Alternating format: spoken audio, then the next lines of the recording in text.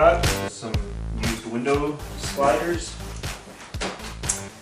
Used to have this plastic edge, which I popped off.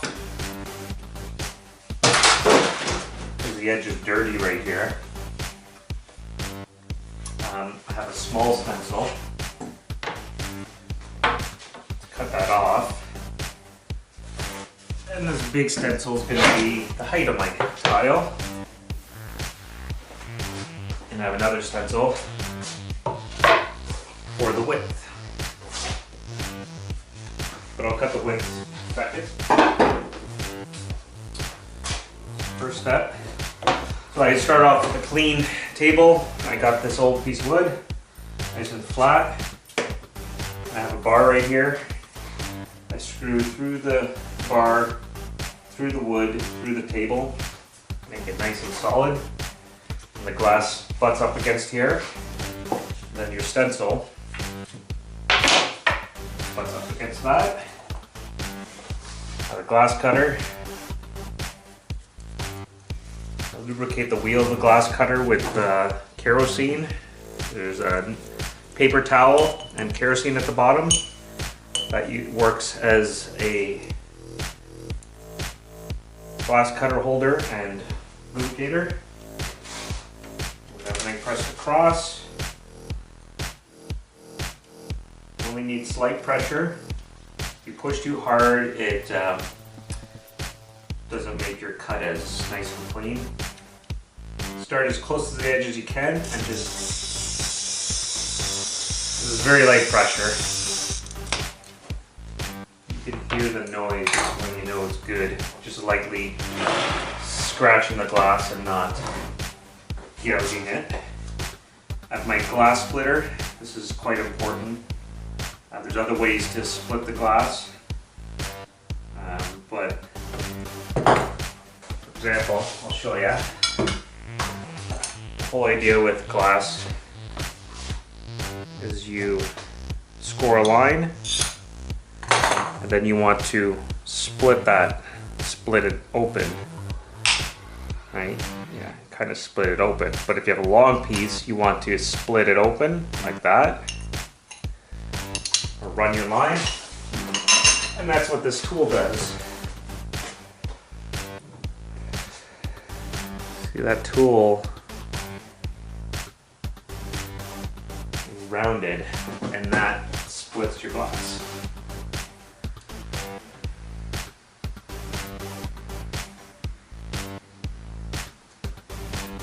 We'll hold it near the middle and slowly squeeze it.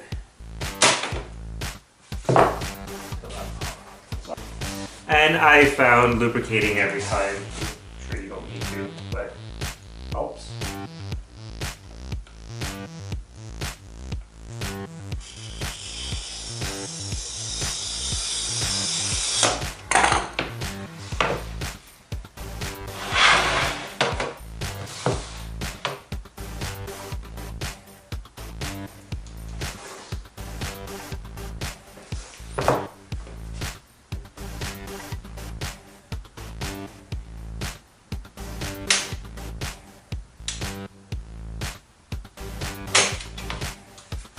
So as you're squeezing, you can see a line splitting up that way.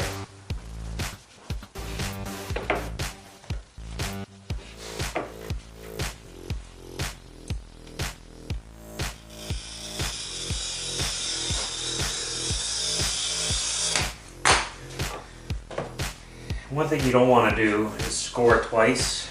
You want one consistent score right across the glass. If you score twice, you could ruin your split and have it go off in the wrong direction or give you a bad edge.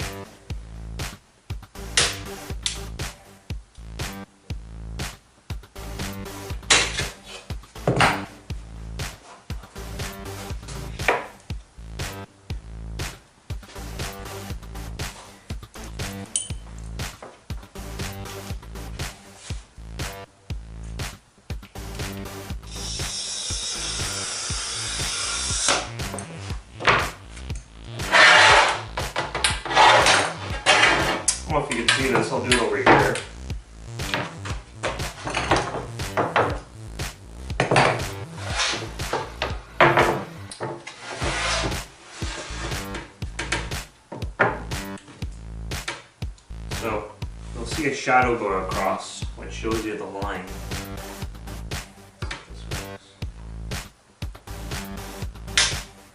See that?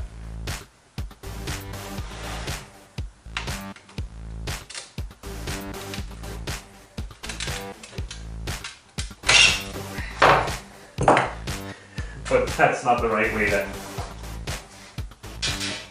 support the glass as you're splitting it. Should have done that with the next piece.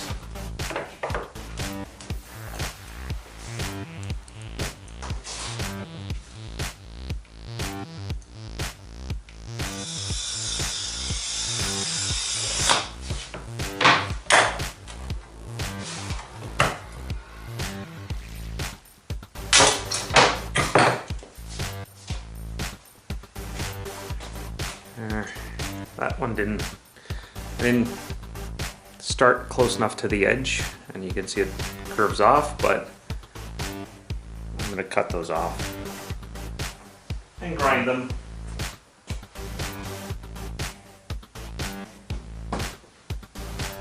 Okay, so now cutting the widths. I'm doing 3 at a time. And by doing 3 at a time, you can make sure it's 90 by pushing left to right, and you can see that all the edges touch. So that kind of easy way to make sure your cuts are 90. I'm squeezing this one in here, so I don't like having to make my first cut so small, because they don't cut very nice. But that's what happened. So.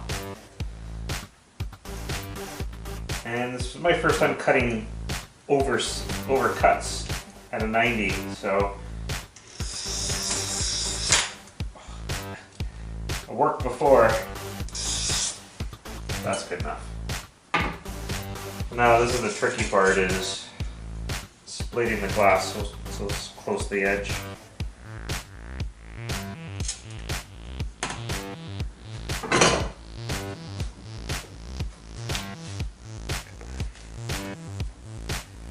And there's glass chips all over.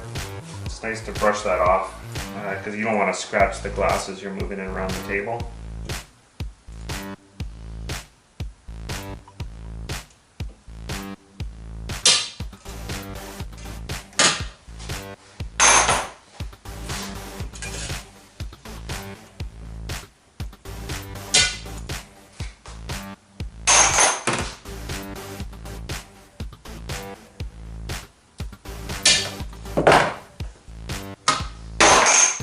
They line up good. I'm just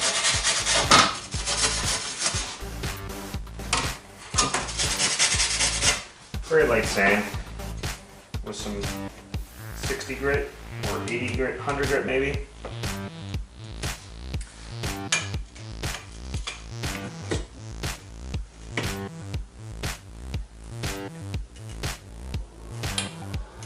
I really like this system. The tiles I cut before, I did it one at a time, and I didn't have them all perfectly 90, which wasn't too bad, but I wanted it as good as possible.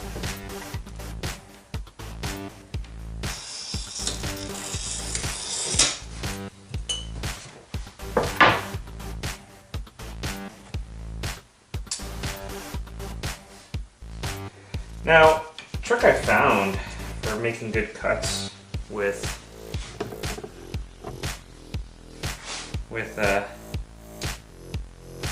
this type of edge is using my leg. It makes a really nice edge.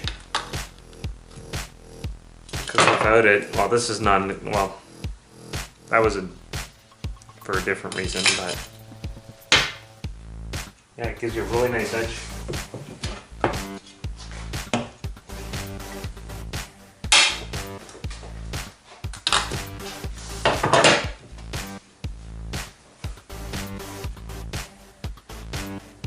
Yeah, so the cut right in the middle of my leg, and just slight pressure.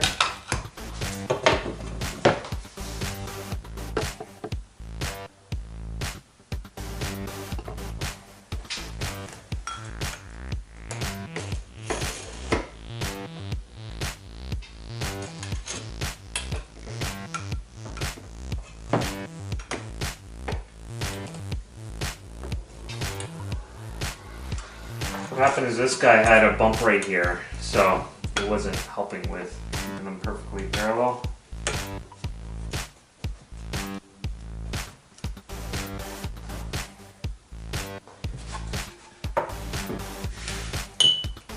Also took some sandpaper to my stencil here. I guess what I found out was happening was there was slight little wood slivers coming off, and my wheel would run over it and mess up my score line. And although I have lots of glass, I don't want to waste it all. Mistake.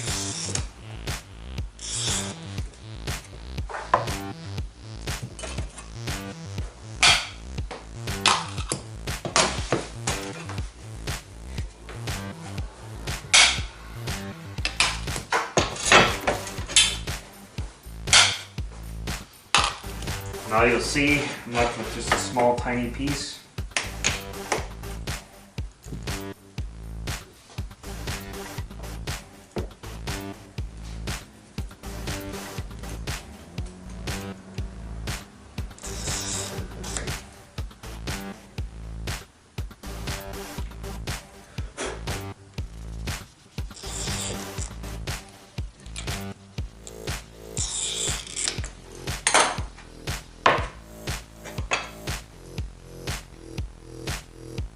I found the closer to the edge that you can get,